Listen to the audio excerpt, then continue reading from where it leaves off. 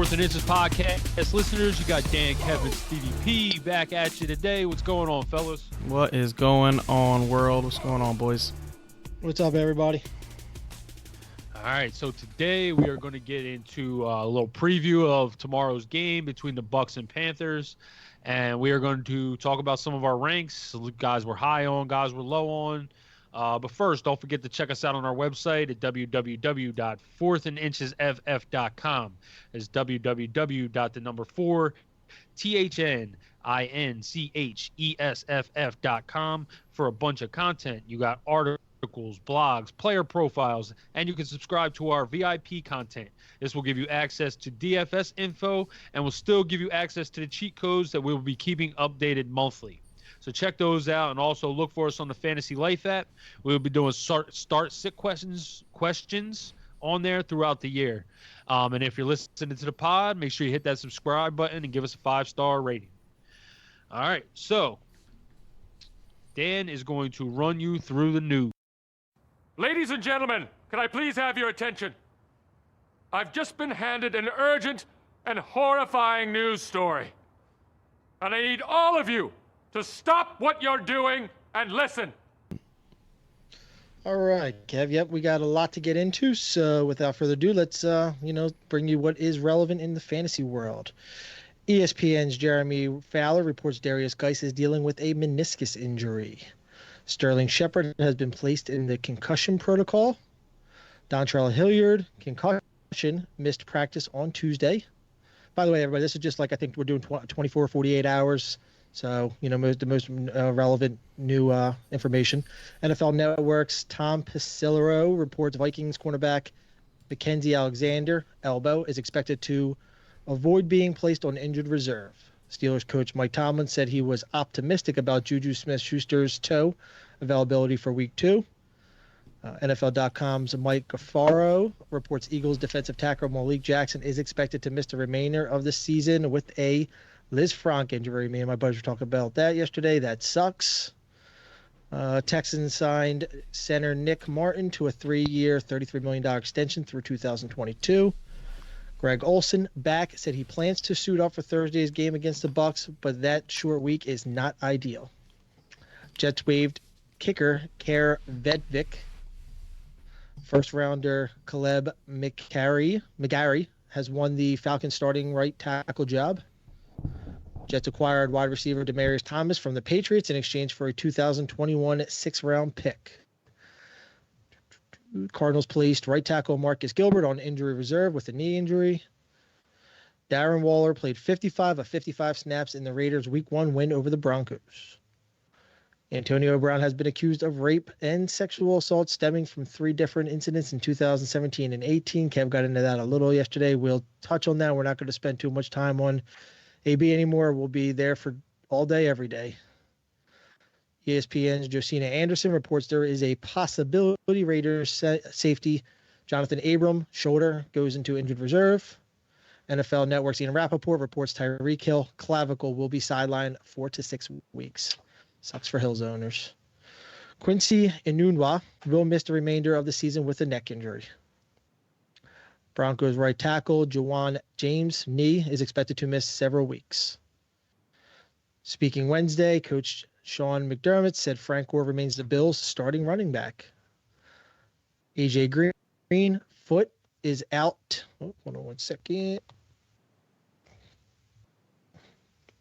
There we go. A.J. Green foot is out of his walking boot and ran on a treadmill Tuesday. Sterling Shepard concussion is not practicing Wednesday. Coach Zach Taylor said Joe Mixon ankle remains day-to-day. Bengals left tackle Cordy Glenn concussion remains in the league's concussion protocol. Redskins coach Jay Gruden said there is no update on Darius Geis' knee. Jordan Reed concussion remains in the league's concussion protocol. That dude never leaves the injury report. Chargers tight end Hunter Henry knee suffered a tibia plateau fracture to his left knee. We will talk about that, but it seems like this is another ongoing topic with this guy. Kiki Kuti ankle returned to practice Wednesday. Good sign for Kiki. Chargers coach Anthony Lynn said the team is hopeful to get Hunter Henry knee back this season. Raiders place Safety Jonathan Abrams, shoulder on injured reserve. Cowboys coach Jason Garrett said the team will be mindful of how little practice time Ezekiel Elliott had this summer.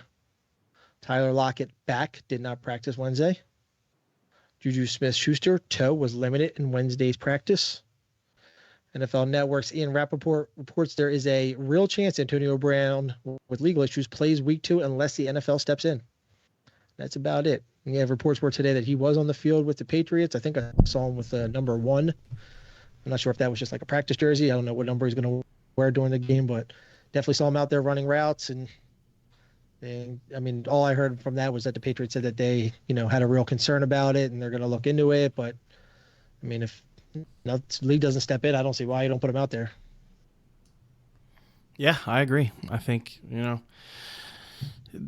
so the conclusion that I've come to in the NFL is that until we know for a fact that it's true, we don't know it for a fact it's true. So I'm not going to judge these guys on allegations. These guys make a lot of money. I'm not saying she's lying, not even by any stretch of the imagination. She could be telling the truth, wholeheartedly. But these guys make a lot of money. It is a way to get your name out there. That's not a way that I, assume that most 99.9% of females would want to get their name out. But, you don't know what people's motivations are, and to try to speculate what her motivation is by doing this or, whatever is not what we do. We're a fantasy show. So basically, until I hear that Antonio Brown's not playing because he did something wrong, I'm just going to continue to act like he didn't do anything wrong. Yep. Can't say it much better than that. I mean, I don't really want to touch on Antonio Brown. I did enough yesterday. I mean, he's not, he's going to be where we're ranking him where we would rank him regardless of this issue until we find out that he's been suspended or, the team releases him or whatever happens. As long as he's on the field, we're going to rank him as is. Yes, sir. Anything else on the news you guys want to hit on? AJ, Hunter Henry. Yeah, Hunter Henry, his knee. AJ Green I want to get to. So let's do Hunter Henry first. Hunter Henry, you can see the talent on the field of this guy. You can clearly see it. The guy gets open. He makes, eye-popping catches. You know what I mean? He is a good football player, but he cannot stay healthy. We were texting earlier between each other, talking about him a little bit, and I called him Tyler Eifert 2.0 because that's what it feels like. It feels like this guy has all the talent in the world, just like Tyler Eifert, and who God knows when we're going to see it because the dude just can't stay healthy. And, they haven't placed him on injured reserve, but a broken kneecap sounds painful, and I don't know how you're playing through that. So regardless to whether they put him on injured reserve, he's not going to be playing for a while. So, Yeah, the report says 4 to 6 weeks. So, yeah, so.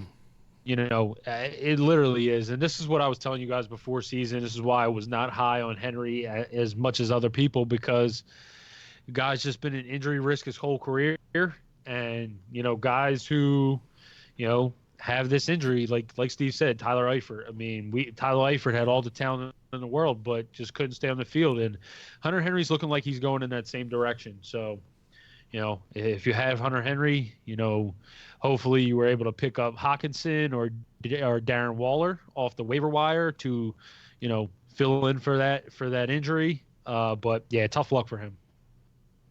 Yep. All right. And then AJ Green running on the treadmill. For me, AJ Green coming back is a big deal. Andy Dalton is a much better quarterback with AJ Green on the field. I think AJ opens it up for everyone in that offense, including Joe Mixon. I'll tell you what, John Ross did a hell of a job this weekend. I am high on John Ross rest of season. I know a lot of people probably are not. But what I saw from John Ross was him getting open on every route. It wasn't just 9 routes that he was getting open on. He was getting open on slants. He was getting open on, in cutting routes. He was just open all day long. And this, Seahawks defense is not good. I've said that to you guys before the season started that, watching them on tape, with the ones out there, they are not a good defense. and they proved it this weekend with John Ross. But if John Ross is going to be getting 11 targets, every game until AJ comes back, I want him on my fantasy team. And AJ Green might not be long for the Cincinnati Bengals. So if you have a keeper league or a dynasty league, if he's going to play like that with no AJ Green, you want to make sure you get that guy on your team. Yeah, and I said that yesterday. And, John Ross, when AJ Green was out last year, wasn't this good, but he did get in the end zone a couple times. Just when AJ Green's there, he just demands so many targets and so much production. And then you got Tyler Boyd, Joe Mixon. This was my thing with John Ross, and I do think he looked really good the other day. But my issue with picking him up was he becomes the fourth option in that offense if once AJ Green comes back. So, but real quick, Kev, I want to ask you this question about him. Do you think that AJ Green could, be a trade candidate? Because I think after what we saw from John Ross, I think the Cincinnati Bengals, if they lose 2 or 3 more games without AJ, they do have a tough schedule in the start of the season. We talked about that. If AJ don't come back till week 4, they lose the first 3. To me, I kind of feel like they might be thinking, let's see if we can get a first-round pick for AJ and move on and just, cap this season as an L and go into next season. I actually thought about that earlier. I actually was thinking about that to myself earlier with AJ and what teams would he look good on. So, yeah, I definitely think that could be a possibility. And if it does, John Ross winds up being a great pickup. Yeah, but, to me, if AJ Green's there, he's going to demand more of the targets and, I don't think this Bengals team is going to be all right, if they have AJ Green out there, I don't think they're going to be as bad as, projected coming in. They actually look like they have a nice little roster. We know the Seahawks defense is not what they were back with the Legion of Boom, but, Cincinnati was competitive. Andy Dalton had a great game without AJ. I think it would be smart of them if they do drop 3 in a row or 4 in a row, like Steve said, to sell high on AJ because he still is going to demand a first-round pick from a lot of teams that are in, playoff contention or looking for that next that one piece that they need to take them to the next level. Maybe like a Baltimore Ravens team that's, super run heavy. They wouldn't trade him in division. Yeah. If they're dangling a first-round pick in front of them, they sell.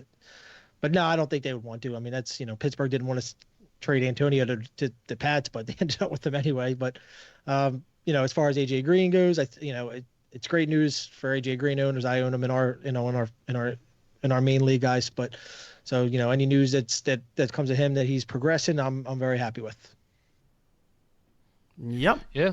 All right. So I think that's all we wanted to really touch on from the news.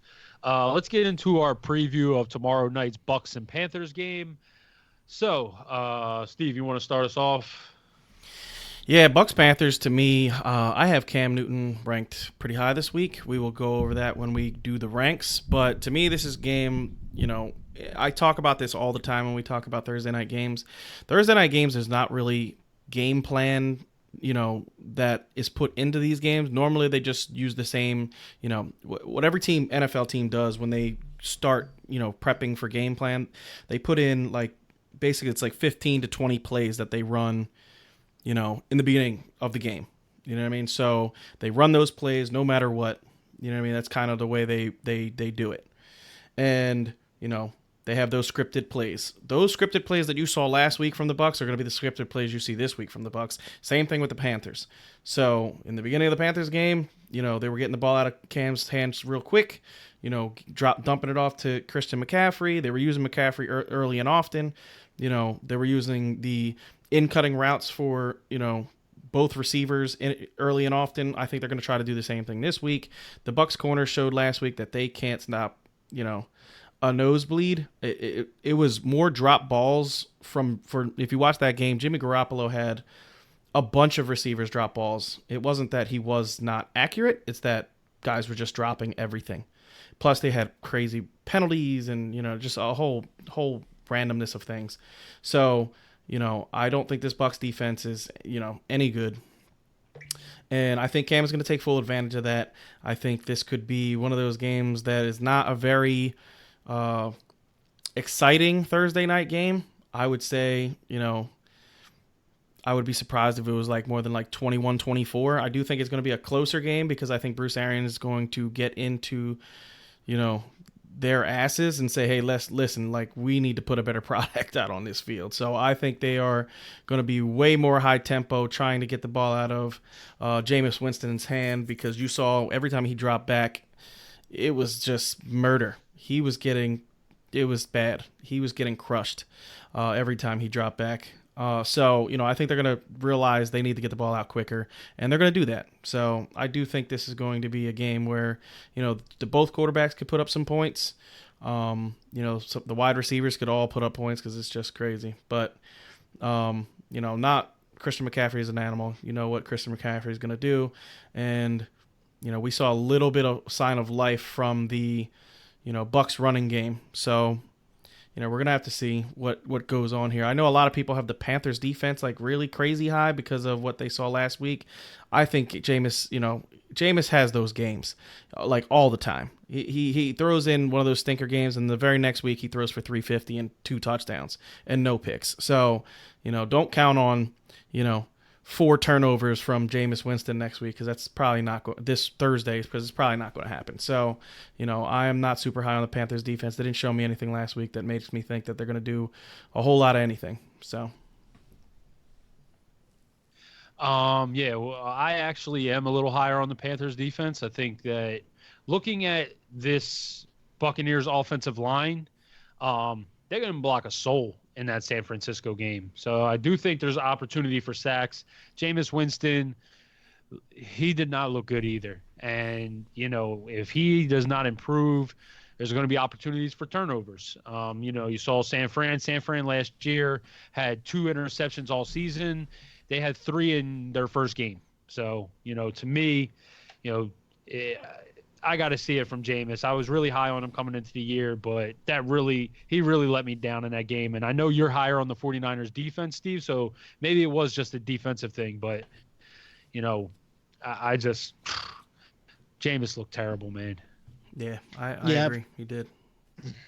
I got Cam as my 6th of this week, and I actually he would, if he didn't look really bad last week, I probably would have him in my top 5, because I think he's going to have a really good bounce back game at home. You really couldn't ask for a better position to be in after he didn't look good at all. He gets to go up against a Tampa Bay team that is just awful. A defense that is just awful. So I actually think this game's going to be a little more high scoring than you, Steve. I don't think it's going 30s, but I could see 31 to 23, slightly putting it above the over, like 49.5 or wherever that's sitting at now. But definitely, there's a lot of big spreads out there. This be one of the games that I like, and maybe my survivor.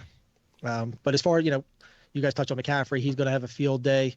I think actually Winston's going to have a better game for sure. I don't foresee all those interceptions. I think the receivers on Tampa Bay look pretty good, because I do think that you're going to see some throwing. So you're going to have, I think Mike Evans has a bounce back game. He did not have a very good game last game. Chris Godwin, I think, average game again, above average, maybe gets in the end zone again. And, the whole Ronald Jones thing, we talked about how bad he has, we beat him down pretty good in our analysis, and he didn't have a great game, but, 75 yards on a handful of carries. For me, I don't know if that's going to be replicated again. It looks like he's going to get a bulk of the load. So, we'll see what happens with him, and if he starts climbing the ranks as far as, being a running back to pick up. Yeah, in my opinion, he was definitely a running back to pick up. I do think this week is going to be a little tougher. You got it, those yards that he got, a lot of them came after Quan Alexander got tossed from the game. Quan Alexander is a former Buccaneer, kind of went in on Jameis Winston with a headshot, and they expelled him from the game. So Quan Alexander is a very good inside linebacker. If you remember a few years ago, he led the league in tackles. And him not being there definitely helped the running game for the Bucs for sure. But I definitely think he looked better than Peyton Barber. Peyton Barber was very unimpressive. So, I definitely thought Ronald Jones was an ad. As far as Cam goes, I have him number 11. I was not high on Cam coming in, especially because of the shoulder. Then he gets the ankle injury. I got him number 11. The Bucs defense is not very good. They looked better. They looked a little bit better the other day, but I think I just am not high on Jimmy G. I don't think Jimmy G is very good either. I can see Cam still finishing as a number one quarterback, low end number one, but I definitely like some better options in there. And McCaffrey's going to be McCaffrey. The wide receivers, I am higher on DJ Moore after what we saw the other day. Curtis Samuel was not very involved in the passing attack the other day. Greg Olsen has a back injury, so that's something to pay attention to if you are starting Greg Olsen or using him at all. And from the Bucs side, I'm very low on Jameis. Until I see it, I have Jameis at 22. Mike Evans is, I think my number 4 receiver. So I do expect him to get off and have a good game. But, I'm lower on O.J. Howard. I'm lower on Chris Godwin.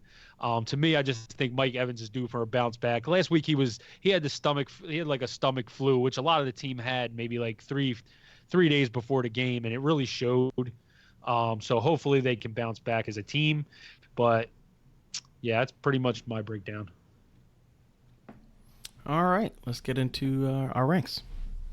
All right, so Dan, I'm going to start off with you. Give me your high quarterback, the quarterback you're high on, quarterback you're low on. All right, quarterback I'm high on, much higher than you guys, is Drew Brees. And quarterback I'm low on is Kyler Murray. I think all three of us are pretty high on Kyler for this week.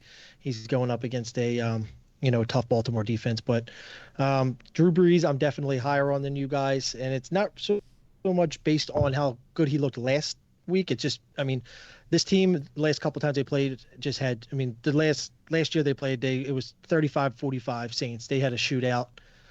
It seems like these powerful offenses just go toe to toe. They really, they have two of the best running backs in the league, but they also, those running backs are two of the best, catching backs too. So, Brees last year when they played, he had 346 yards, 4 touchdowns, no interceptions. Now, I'm not saying that that's going to be the same case, but, this time it is in LA instead of New Orleans.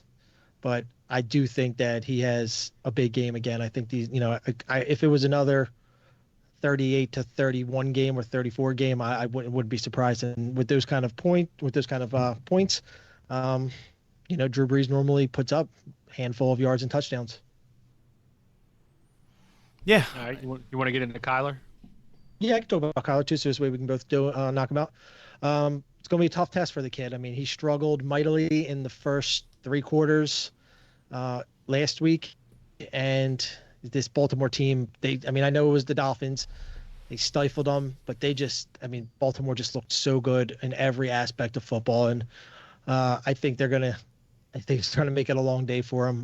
He's my starter in our league, and, I'm probably going to put someone else in. I'm 50-50 about it because I really want to stick with him, and he's got the run capability, which I love, but it's a tough week for him. And I don't think, there's just a lot of better options out there at quarterback right now. And I'm not saying, week 3 that you should, I'm not saying abandon Kyler altogether, moving forward, because I think, he definitely, matchups depending, be right back in our top 10 or top 12 moving forward. But I think in this one, I got up against Baltimore, with not really much chemistry last week aside from the fourth quarter. It's going to be, it could be a rough week for the kid. But I hope I'm wrong. Yeah, I hope he proves me wrong because, like I said, he's my quarterback and I want to see him succeed. I'm very high on Kyler. Yeah, I agree. I think it's just a tough test. I think the Ravens defense is very good. And, Jimmy Smith being out of this game could help him a little bit, but I still think this Ravens defense is very good. So, for me, Kyler, I completely understand where you have him low. I have him at 17, so I agree with that. And basically, Drew Brees is, I have him in my top 12. I'm going to have him probably close to around my top 12 every single week. He's Drew Brees. So, the reason I have him a little bit lower this week is going to the Rams. We know Drew Brees has a history of struggling on away games. And I think Alvin Kamara is going to have a good game. So I think they're going to rely a little bit more on Alvin Kamara, in the running game. And I think I also have Latavius Murray in my top 40 also, because I think he, will get some work in this game. So, I agree with you. I think he's definitely, a number one quarterback because of what he showed last week he can do. But I'm a little nervous about the away splits. All right, so you want to get into your two guys, Steve. You got Jimmy G as your high guy and Baker Mayfield as your low guy. Yeah, so let's talk about Baker first. I have Baker low because until I see this offense do something last week, don't get me wrong. I think the Tennessee Titans defense showed last week that they are a very good defense. They're not a defense to be played around with. So I'm not going to sit here and say that the Browns looked bad against a bad team because I can't say that. That defense looked stifling last week, and they played lights out. And unfortunately, that's what the Browns are going to get because the Browns were, talking all that trash in the beginning, of the offseason when they got Odell and, they saw how good Chubb played and, blah, blah, blah. But you know what? When you lose a Kevin Zeitler and, your offensive line is not as good as it was last year, your offensive line in this league, if you have a bad offensive line, you're in trouble. So until this offense shows me that they can do something, I have other guys ranked way ahead of Baker this week and in the next couple of weeks until I see that they can show me that they can put up some points because they didn't really do anything in this game. Baker didn't do anything in this game that made me go, oh man, Baker's so good. Like I don't remember one play where I said Baker Mayfield is just awesome. He looked like a guy who was, especially in that fourth quarter, he looked completely lost. Like he didn't even see corners standing there when he was throwing those interceptions. It was bad. So, I am low on Baker. On Jimmy Garoppolo, for me, like I said, I think Jimmy Garoppolo was a product of a lot of drop passes, a lot of, holding calls and, calls that basically wiped away big plays. It was like touchdown after touchdown getting called back in that game on both sides. But Jimmy threw 3 touchdowns in that game that were called back. Two of them to George Kittle. So, I think if those, are not holding, those holding calls get cleaned up a little bit and, guys start catching the ball when, it hits them right in the hands, I think Jimmy is going to be very good. And, going up against the Bengals defense that I've been saying is not very good and didn't show me anything to show me that they were good last week. I think Jimmy's going to eat this week. So I have him as my number 11 quarterback. Yeah. I tried to warn you guys about Baker. Not saying that he can't be good. I just think that this team needs to kind of learn their lesson and, be humble. They needed this ass whooping a little bit to be kind of humble themselves and, bring them back down to earth because everybody was penciling them in as a guaranteed playoff team and, a potential Super Bowl contender, and they went in there and got waxed. So, definitely to me, you got to see it from Baker Mayfield before you're trying him out there. Jimmy G is another one. I was not impressed with Jimmy G. I understand his receiving core was not very good, but it's the same receiving core that'll be out there, the next week. And, he didn't really spread the wealth around, or he spread the wealth around, but very minimally. This team also ran the ball a ton. I think they had 3 more runs than they did passes in the game. So, they are a team that's still going to run the ball. I think that Raheem Mostert looked like the best back on the team, so I don't think they're going to shy away from the run with Tevin Coleman out. So that's my issue with Jimmy. I just, Bengals defense is not good, so he could definitely get off, but I have him just at number 15, just outside my QB1. The 2 guys I'm going to talk about that I am high on is Big Ben I have Big Ben number 5 overall. The reason I have Big Ben number 5 overall is because that Seahawks defense could not stop anybody in the passing game. Andy Dalton just threw for over 400 yards against them. John Ross, who is a guy that is basically a legendary bust at this point. He looked like a first-round pick against this defense. So, that and the fact that Big Ben is a veteran quarterback that I'm sure had his pride a little bit hurt in that game the other day because they just got waxed. To me, I thought the Patriots knew exactly what Pittsburgh was doing on every play. So to me, I think, Ben Roethlisberger is going to come out, against a defense that's not nearly as good in their secondary, and he's definitely going to throw the ball a lot better. And for my low guy is Aaron Rodgers. This is particularly based on matchup.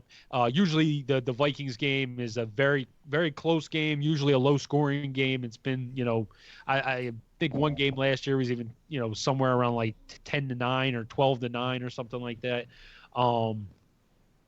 That's pretty much it with Aaron Rodgers. It's just a matchup. This is a division game. It's a tough game. He did not, really didn't get off in week 1 against the Bears. And to me, the Vikings defense, they look like they are hungry. This Vikings team looks hungry. They kind of got back to that Mike Zimmer football of ground and pound and play really tough defense. And I think you're going to see more of that in this game. I do think Kirk Cousins is going to have to throw more than 10 passes. But, I do think A-Rod could have a little bit of a stumble once again against, a Vikings defense that to me looks really good. Yeah, I agree with you, Kev, on Rodgers. I'm a little higher on him than you. You got him at 18. I have him at 14, but definitely going to be a ball possession type game like the Bears and Green Bay was in week 1.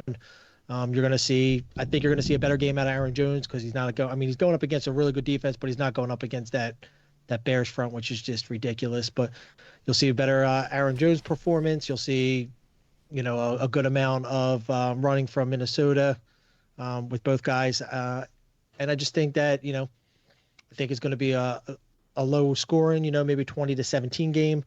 So I don't, although I think that, Rodgers always has that potential to put up a huge game. I don't think he's going to do it against the Vikings day. And you were high on Big Ben. I still have him in my top 10. He's definitely should have a bounce back game. Like you said, he's a veteran who will make the right adjustments. And just like how, I like Cam Newton because he's going, he had a super rough game last week going up against a really bad Buccaneers secondary. You got Big Ben who had a really rough game going up against the bad Seahawks secondary, and Pittsburgh is home. So definitely in line for a bounce back game for Big Ben. Yeah, Big Ben has been the same way as Drew Brees. He has home road splits, and in his home games, he's fantastic. In his road games, he's terrible. And he just had I wouldn't say terrible, but he's pretty bad. And he went to the Patriots and got his ass romped. It is what it is. He's going to be home in this game. The Seahawks defense is not the Patriots defense. It is not a good defense, and I completely agree. I have Roethlisberger at 6 this week. And then on your low guy, I definitely agree. I think A-Rod is going to have a tough time trying to figure out this Vikings defense. Matt Ryan had a terrible time trying to figure out this defense. It was really only the garbage time that helped him, and they had basically let their foot off the gas, knowing that they were smashing the Falcons, and they weren't pitching a shutout. So why go all out? Just let them do what they do.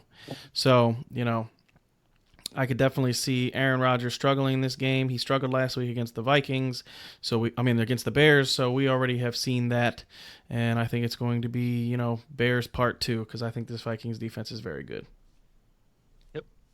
Steve, why don't you get into your running backs, Fournette and Sony?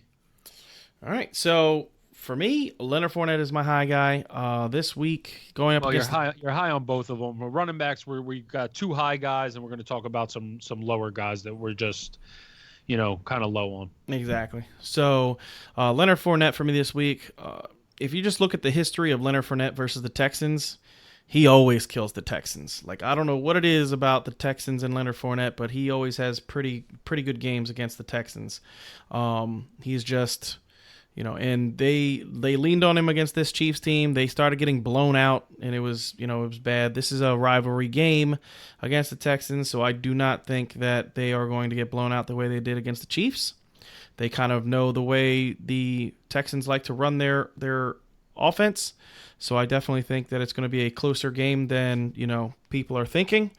And if it's a close game, Leonard Fournette has shown, the ability to get 25 touches in a game. So for a guy playing, in a game with a team that he's familiar with, I could definitely see Leonard Fournette getting 25 touches, and I wouldn't be surprised if he got in the box, got a touchdown or even 2 in this game. I think he is going to be heavily used in this offense. And then Sony Michel, going up against the Dolphins. The Dolphins, you watched it last week. They couldn't stop a nosebleed. They are going to be up for this game. They're going to want to, show their rivals that they are, better than what they put on tape last week. And, I do think they're better than what they put on tape last week. I think they just got into a buzzsaw. I think the Ravens took full advantage of a team that was reeling over the Laramie Tunsil trade. And, guys had already said that they, people were saying that they wanted to be traded out of the Dolphins organization. That's all going to calm down eventually. I don't know if it's going to be this week, but I definitely think, going up against the Patriots, you don't want to look bad going up against the Patriots. It's a nationally televised game. You don't want to be put on tape like that. So, I do think guys are going to get up a little bit more for this game. But with that said, Sony Michel, is going to see a lot of work in this game. The Dolphins didn't look like they could stop anybody in the running game last week, and I think Bill Belichick saw that, and he is going to make sure that Sony gets his assorted amount of touches. Now, the one thing that does worry me a little bit about Sony, which is why I have him at 20, because I would have him higher, with the matchup, is that I think that they gave him the ball a lot in the beginning of the game, and then they started slowing down a lot after that. And I don't know if that was because of effectiveness or if they were just like, all right, let's start limiting his work, kind of like a Todd Gurley situation with the knee. They do want this guy for the playoffs, so it could be something to put in the back of your heads. But if Sony doesn't go off in this game, then you definitely have to put that in the forefront of your brain. Yeah. I am lower on Sony Michel. I think I have Sony in the low 20s than you. But if they use him, to me, Rex Burkhead looked really good when he got opportunities in this game, and I do think that they're going to continue to use Rex as long as he's running that way. So that's just, to me, going to cut into Sony's work. And Fournette, yeah, I could see Fournette. I have Fournette at number 11, so I have him, a few spots behind both of you, but, Fournette, to me, is an RB1. He's RB1 caliber, and they're going to have to use him with Gardner Minshew. I mean, it was all well and good what he did in week 1, 22 to 25, broke the record for completion percentage in his first game. But, all in all, you get a week to prepare for this guy, and the real NFL is going to catch up to you. So they're going to have to rely on Fournette a lot in this game to keep up. And obviously you saw, Kamara had a really good game against the Texans, so I could see that happening as well. The two guys I'm going to get into are Damian Williams and Josh Jacobs. Damian Williams, I have at 13. Both of you guys are outside the top 20 on him. Mainly, I have him here because I think with the Tyreek Hill injury, they're going to use him heavily in the passing game. I do think Shady's going to get a lot of running work, but if you look at the snaps, Damian Williams clearly outsnapped him. Obviously, he didn't look as good on the ground. He only averaged like 2 yards per carry, whereas Shady averaged like 8 yards per carry. But like I said, I just think that they're going to use Damian Williams a lot in the passing game to, fill in kind of for Tyreek Hill, because McCall Hardman was on the field for 77 snaps, and he only got one target and was pretty ineffective.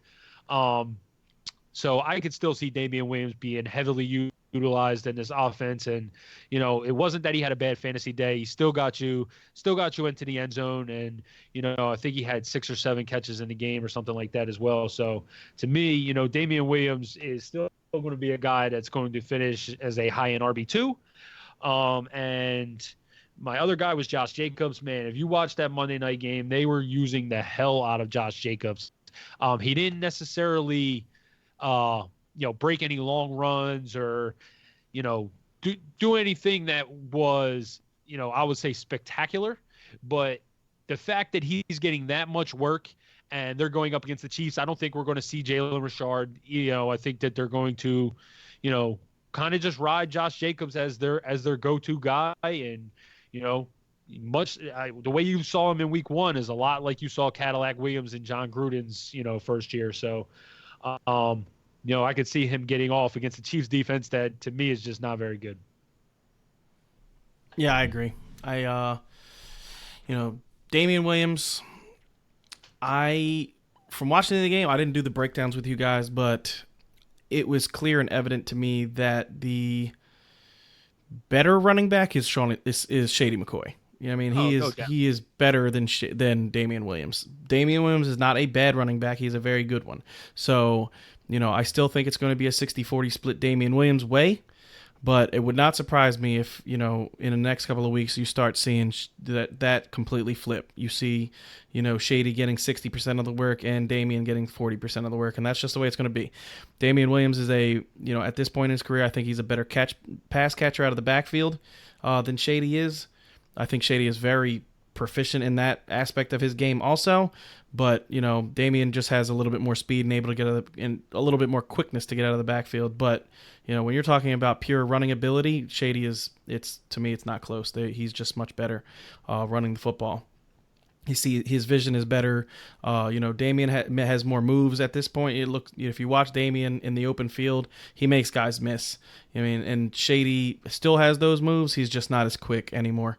But he definitely sees holes much better than Damian does, and he hits those holes much quicker, which gets him, the yardage that you saw. You saw that you're not going to see 8-man boxes with this team, which is why we were so high on Damian Williams in the beginning.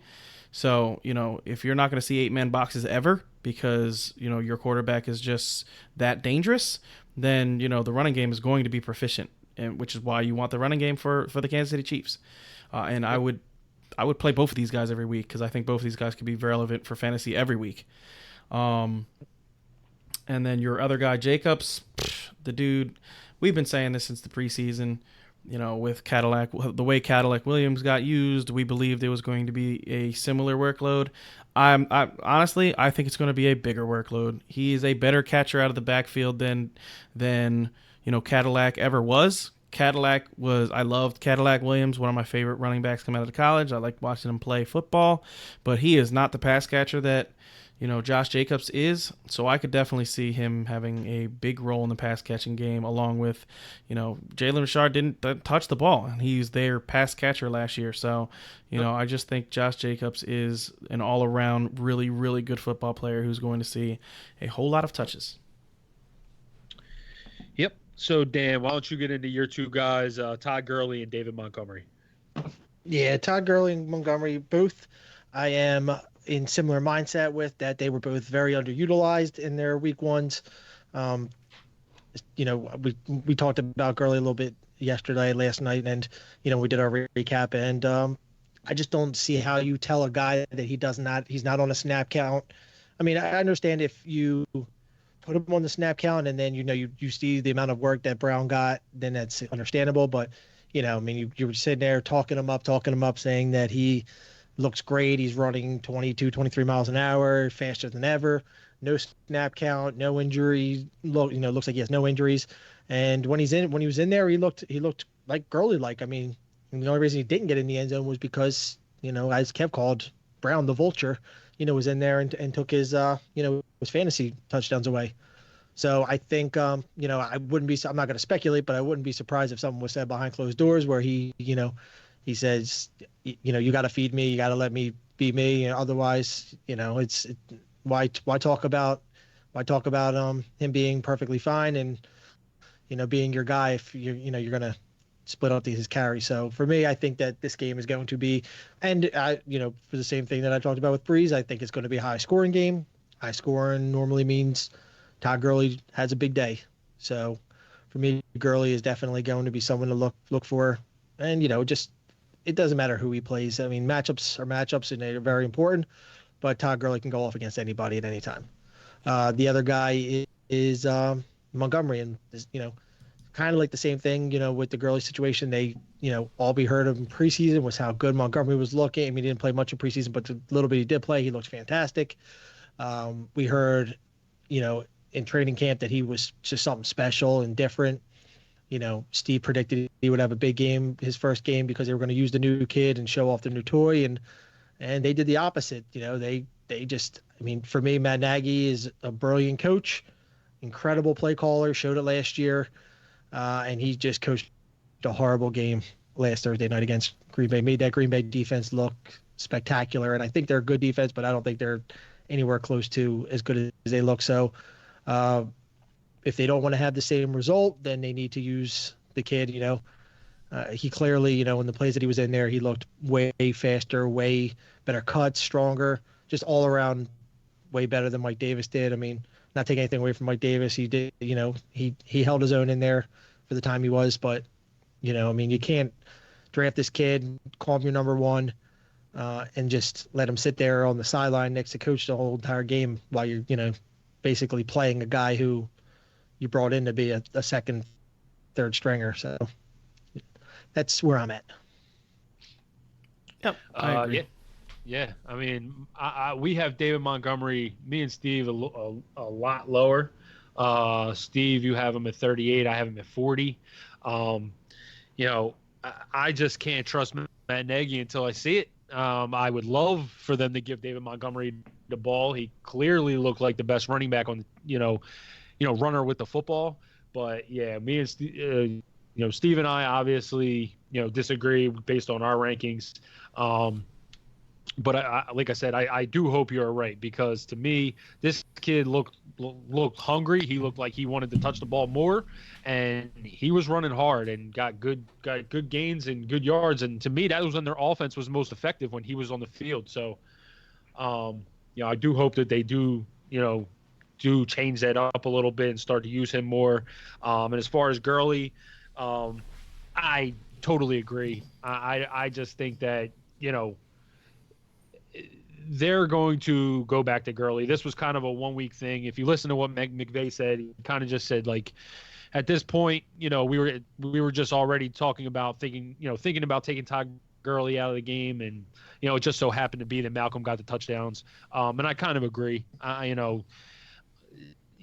If this week comes up and the red zone happens and Gurley's not in there, then it becomes a problem.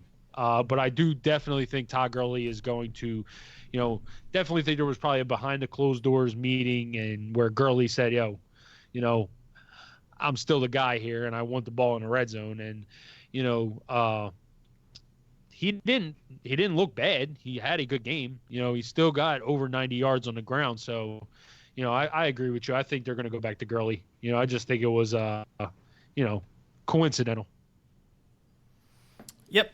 I think they tried to put him on a pitch count, and, the pitch count called for him to come out there, and Todd Gurley didn't like it, and he clearly showed it on his face after the post-game interviews, and he clearly showed it to everyone who asked, and he was not happy about it. So how do you keep a guy happy? You give him the work he wants, especially when he's your, $50 million running back.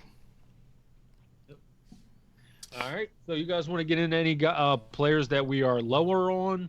I'll get into one. My guy that was, he's kind of being drafted around the 6th or 7th round, and after week 1, where was he? And that's Rashad Penny.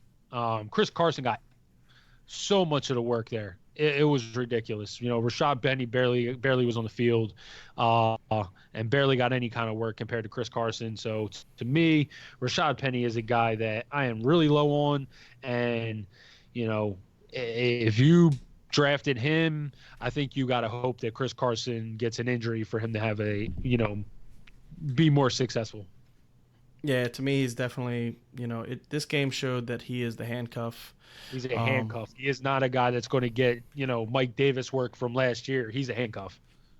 Yeah. So, he could be more relevant in games that, are, blowouts, but that's not really the Seahawks MO. They don't really blow teams out. They normally win games with the running game and scoring enough points to win.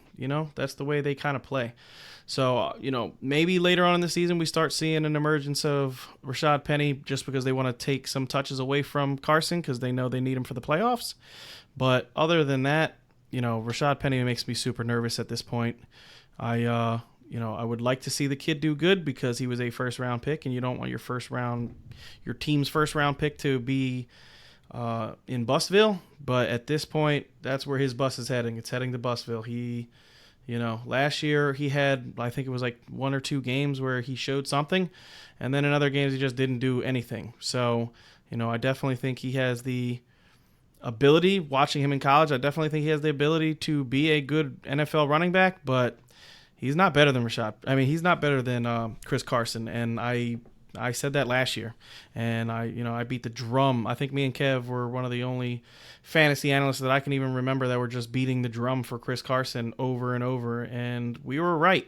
I mean, that's one thing I will pat us on the back for, Kev. We were 100% right about that. Yeah, we were both high on Carson last year. My guy is okay. So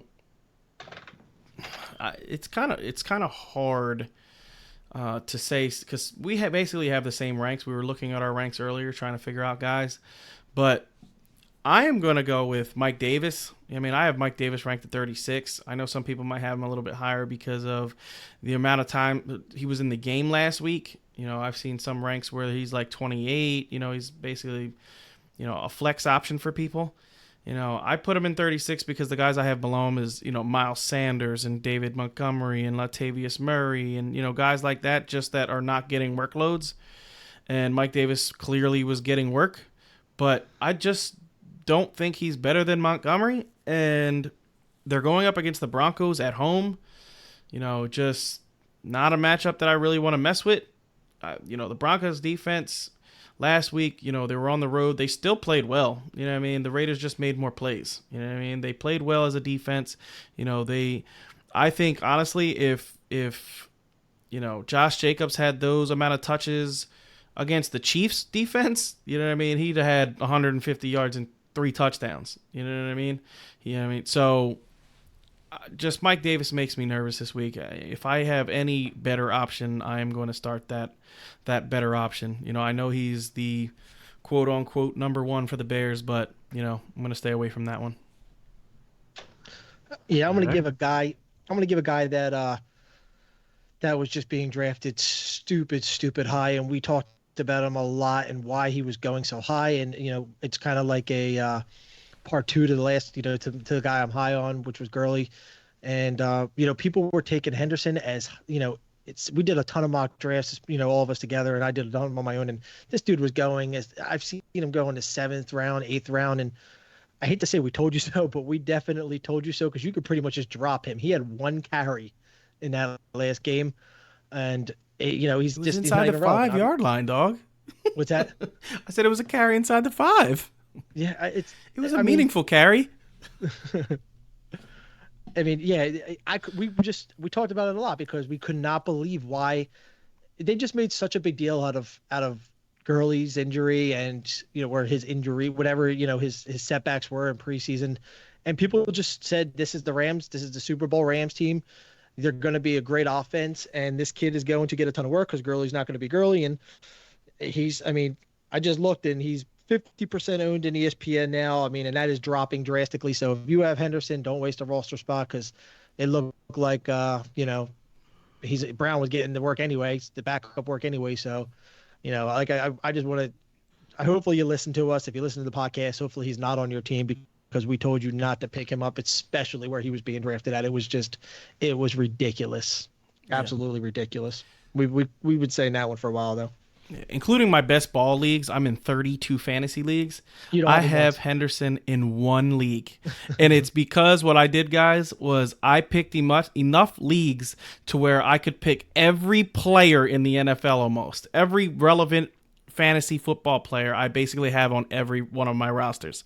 And I have him on one, guys. One of 32 teams. Like, that just shows you how much we were telling you. Like, just stay away. Just stay away. He was going way too high. And it's nothing. It has nothing to do. It doesn't say anything about its talent, because I don't think he's an untalented player. I think, if he was on another offense with another set of running backs, he could be used.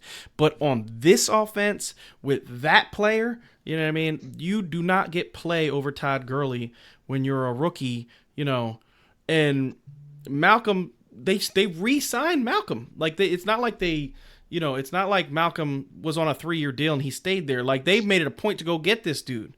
You know what I mean? I think they took Henderson because they thought, hey, this guy could do some dynamic stuff in the passing game. And in the preseason, he showed none of that at all. So, at this point, you got to know when to cut your ties. If you want to hold on to him for another couple of weeks, I'm not going to tell you to cut him right this second. If you want to hold on to him just to see if Gurley, goes down or something happens that they start using him a little bit more, you wasted a 7th round pick on him, because to get him, you had to pick him in the 7th or 8th round. So if you wasted that draft capital on him, do not cut him just yet. Just hold on to him and pray something happens. After week 4, I tell everybody, after week 4, if you given up on a guy, give up on him. You know what I mean? But don't cut people before week 4. You know what I mean? Unless they're like somebody you took in the 14th, 15th round, just to, take a real dart throw on. Those are the guys you cut. You don't cut 7th and 8th round players. I don't care how terrible they are. You know what I mean? Hold on to them for a couple of weeks and see if they do something, because you wasted that draft capital on them. All right, so let's kind of try to speed it up a little bit here, fellas. Let's just read off our wide receivers and then we'll just talk about them. Let's do that. All right, so I'll go first with mine. I have Sammy Watkins as my number 3 receiver. I have Adam Thielen as my number 6 receiver. I do think that Kirk Cousins is going to have to throw a lot more in this game. So I think, Thielen's going to eat in this game. I think, I am on the verge of admitting a wrong and saying that, Diggs was going to be better than Thielen, because Thielen looked much better, just got open more. I mean, 10 pass attempts doesn't really say a lot, but Thielen did get the touchdown. And Sammy Watkins, against this Raiders team that just lost Gary and Conley, Jonathan Abram is, he's going to be out. Like, their secondary is just already injured. So I could see Sammy Watkins having a big day. Definitely. My 2 guys are Odell and Brandon Cooks. So for me, Odell is my number 2 wide receiver on the week. The Jets could not stop John Brown at all, period. John Brown did whatever he wanted to the Jets. And for me, if Odell's going to get that kind of coverage, if Freddie Kitchens has any kind of coaching ability, he's going to see how much John Brown was getting open, and the patterns that he was running were basically the exact same routes that Odell runs, but better. Odell is going to get pelted with targets in this game and should be very good. Brandon Cook is my number 11, I think. No, my number 10 wide receiver for the week. Brandon Cooks, for me, I believe in the narrative of going home and playing your ex-team. You know what I mean? I think he was not happy the way he got shipped out of the Saints. And, I think he could have a very big game. I think this is going to be a high-scoring game. And I think Brandon Cooks is going to demand the ball a lot in this game. So I could definitely see him going over 100 and a touchdown pretty easily in this game, actually. I think he probably has, 5 or 6 catches for, over 100 yards and a touchdown. Yeah, my 2 guys are actually both guys going up against pretty good defenses. DeAndre Hopkins and Allen Robinson. I know a lot of people are going to be scared off from Hopkins. He's going up against Jalen Ramsey, who, definitely considered one of the top, if not the top cornerback in the league. But I just don't like – I love Houston's offense. I think they have one of the best offenses in the league.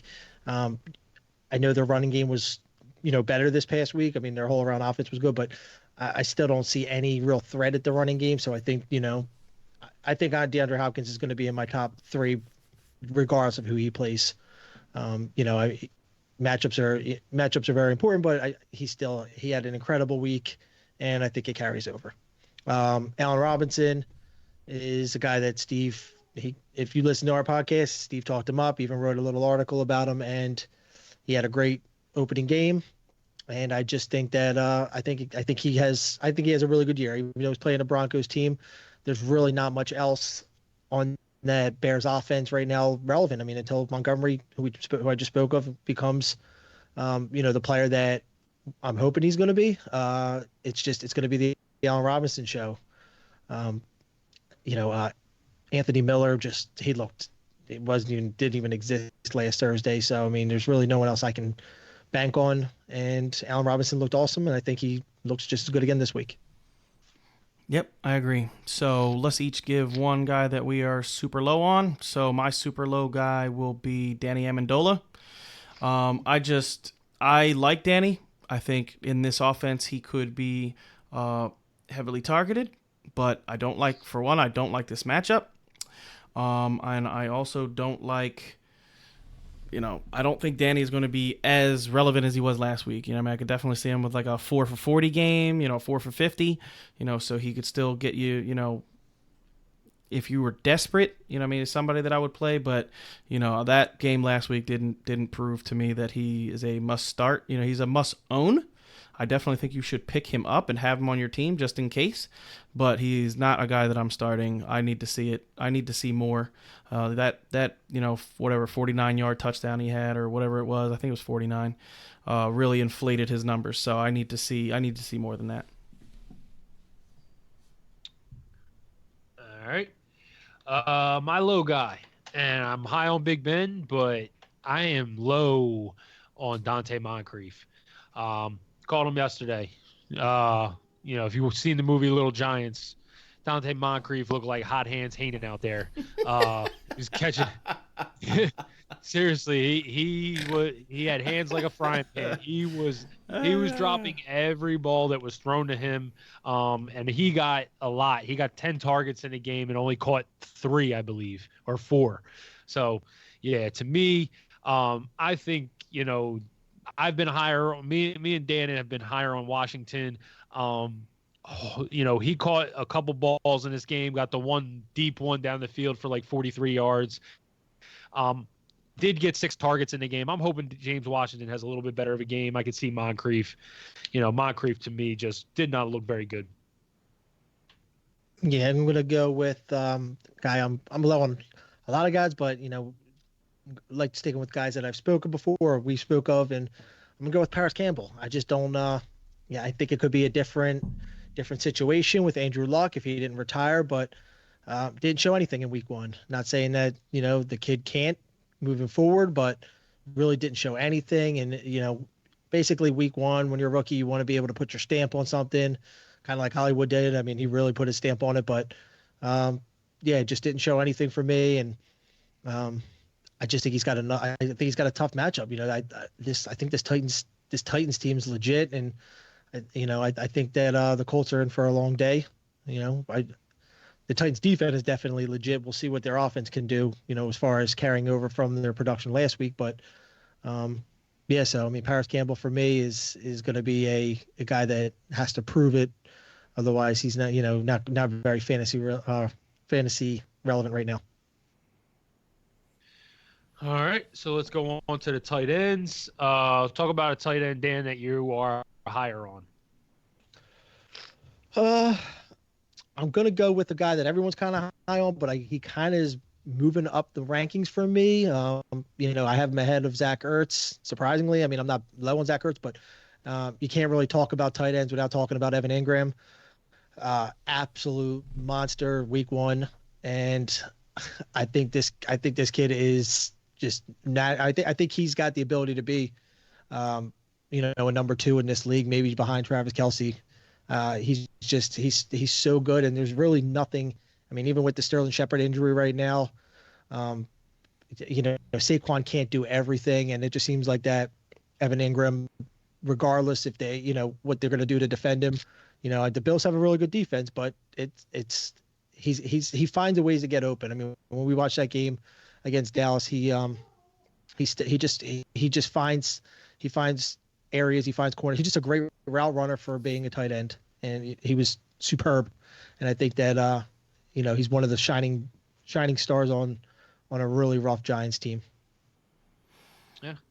I'll throw mine out there. I think Darren Waller has a chance to really have a good week this week. I think they're going to be playing from behind. They're going to have to play a lot of catch up. And, if Derek Carr looks to him the way he did in week 1, Darren Waller could have a good game. So Darren Waller is a guy that I have at number 8, cracking the top 10 this week.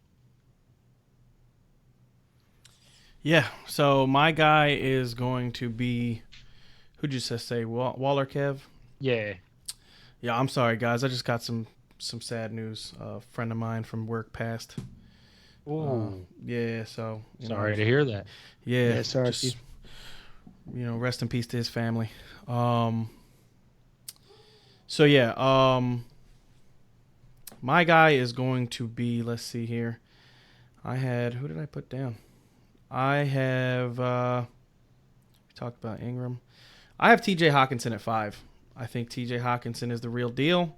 Going up against the Chargers, he is an animal.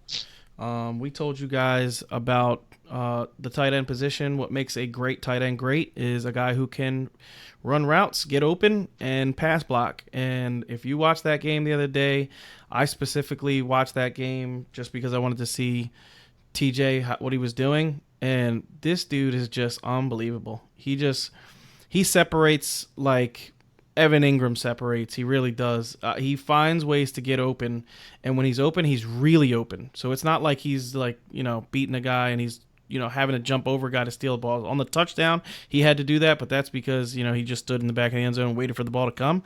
But on his passing routes, he was like wide open. Great run after the catch, too. He took a lot of those little 10, 15-yard slants for 25, 30. Great run after the catch for, tight end. Yeah, he's great. I love the kid. I think he's going to be good for a very long time. And against this Chargers defense, I think he is going to eat again, especially he's going to be home. I just think that this is going to be an every week thing. I don't, obviously he's not going to be 100 and a touchdown every single week, but he is definitely going to be a guy that is heavily used in this offense, and he laid some wood this week. If you watch, I want to say it's in the third quarter, it was a running play. C.J. Anderson ran up left tackle, and he just crushed the linebacker trying to get in to hit C.J. It was beautiful to watch.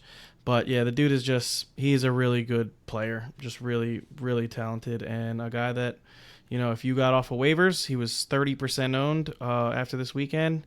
He's probably now owned in 95% of leagues. His ownership rating just went up, I think, higher than anyone else's in fantasy football this weekend. And, guy that's going to be good for a long time.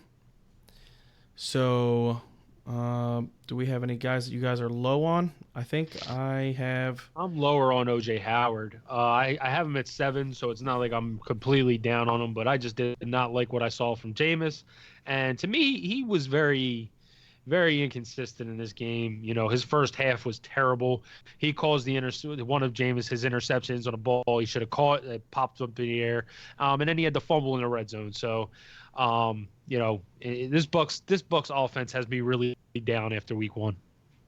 Yeah, you guys both have Greg Olsen 12 and 13. I got him at 21, even before all the speculation about whether he's going to play or not. I'm over the Greg Olsen days. I just think there's so much more talent out there. He's got, for me, he's a back end 20s type guy just because he can't stay healthy, and even when he does stay healthy, I don't think he produces anywhere close to what he does. I mean, he'll give you an okay, slightly above average game 1 out of every 5 he's out there. So for me, I think this Panthers team that seems like they have really good young running backs, really good young receivers. Obviously, they have a good young running back, one of the best running backs in the league. I think they need to start moving on from the Greg Olsen days. Yeah. So my guy is going to be Jimmy Graham. I have him at 13. I know I've seen him in a lot of rankings, in the top 12, anywhere from 8 to 12 I've seen him. To me, Jimmy's best days are behind him. He looked insanely slow last week. If you watched him on the catch and runs, he's never been a fast guy, but he looked real slow. He was a jump ball touchdown. That's kind of Jimmy's forte at this point in his career, jump balls and beating guys. So against this Vikings defense, who last year was one of the best defenses against tight ends, and this year, once again, showed last week that, they gave up. Austin Hooper basically in the second half was where he got most of his stats. Because in the first half he wouldn't really do anything. So they were just crazy behind in the second half and just throwing, and Hooper caught a bunch of balls. But, this Vikings defense is pretty stingy against tight ends, and Jimmy Graham is not a guy that I think is going to highly benefit going up against this defense. So Jimmy Graham is not a guy that I would be starting if I didn't have to. All right. So there you have it, guys. It's a podcast for today. Remember, don't forget to check us out on our website, www.fourthandinchesff.com. That is www.4thandinchesff.com for a bunch of content, articles, blogs, player profiles, and our VIP access. And until next time, peace out, guys. Peace. Later, everybody.